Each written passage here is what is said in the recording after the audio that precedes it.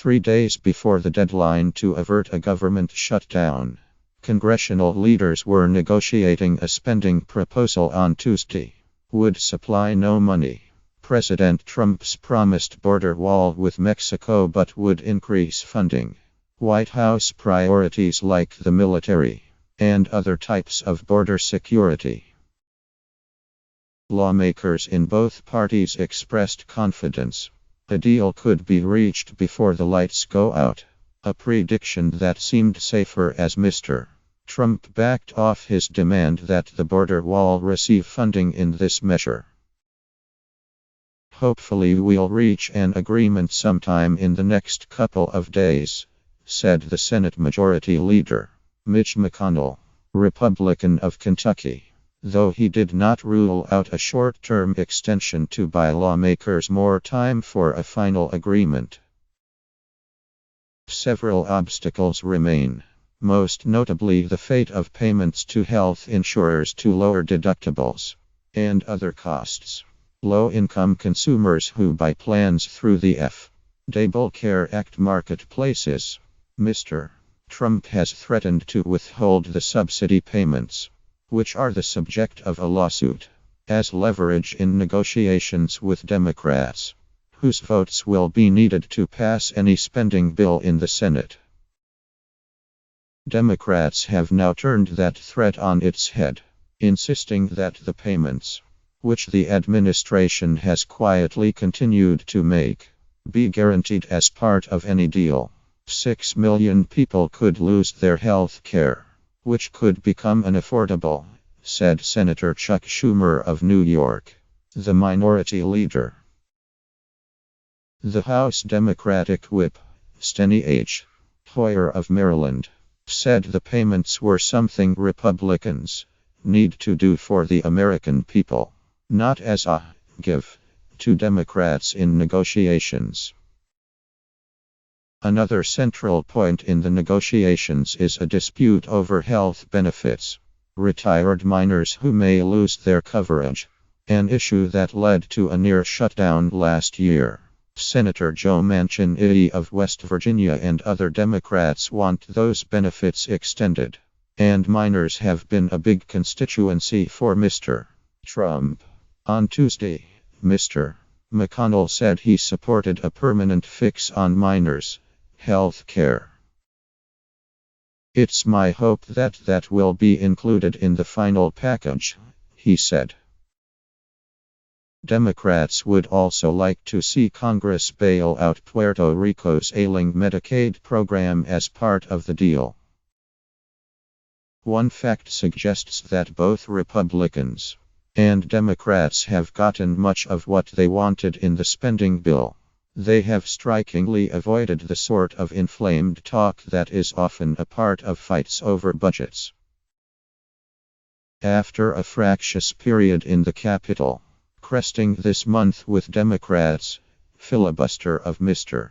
Trump's Supreme Court nominee, Justice Neil M. Gorsuch, and Republicans, deployment of the so-called nuclear option to confirm him. Members seemed modestly hopeful for a reset of sorts. This is a good time to stabilize the government, said Senator Roy Blunt, Republican of Missouri and a member of the Appropriations Committee. And then whatever debates we didn't have in the next 3 days, we could have in the next 3 months or 3 years. As lawmakers on Capitol Hill continued negotiations on Tuesday, White House and Senate staff members seemed to agree. The wall had been reduced to something like a metaphor for broad-based border security funding, which is all but certain to end up in a final spending package. Senator Lindsey Graham, Republican of South Carolina, praised Mr. Trump for relenting. He's not going to overplay his hand, Mr. Graham said. Here's the challenge to the Democrats. Are you going to overplay your hand?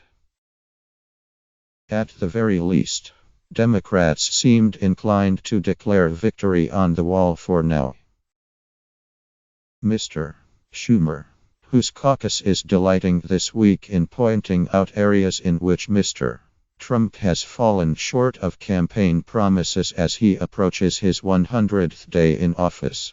Exulted on Tuesday in the wall's near-term fate. For weeks, we have been making good progress in negotiating with our Republican colleagues, Mr. Schumer said. The president's 11th hour demand threatened to upend the progress. We're pleased he's backing off. At the same time, Mr. Trump took care to avoid the appearance of acquiescence on the wall, eager to reinforce his long-term commitment. Don't let the fake media tell you I have changed my position on the wall, he wrote on Twitter on Tuesday morning. It will get built and help stop drugs, human trafficking, etc. Speaking later to reporters at the White House, Mr. Trump went so far as to say the wall would be built in his first term, regardless of this week's spending measure. The wall is going to get built, he said. Just in case anybody has any question, the wall is going to get built. Asked when, he said, soon. We're already preparing. We're doing plans. We're doing specifications. We're doing a lot of work on the wall, and the wall gets built. The current legislation would keep the government operating through the end of the fiscal year on Sept. 30. But the president could refocus his battle wall construction in spending bills the next fiscal year.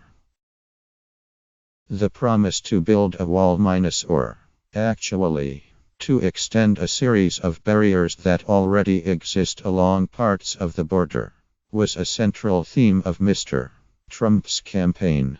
Not only would he protect the United States from a tide of immigrants coming across the border illegally, he said, but Mexico would pay for it.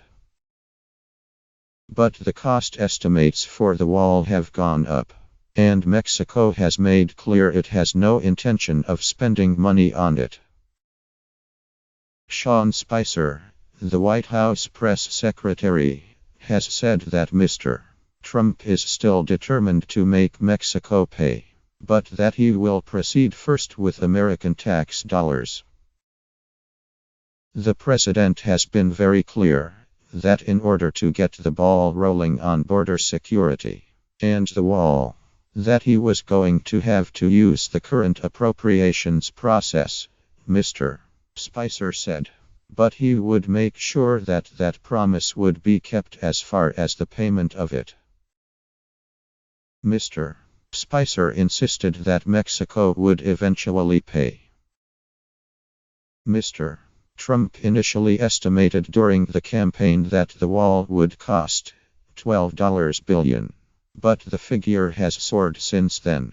A Department of Homeland Security internal report in February estimated the wall could cost about $21.06 billion.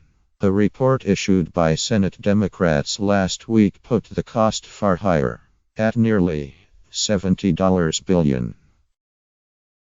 Even without the wall, illegal crossings of the southwestern border have been falling significantly.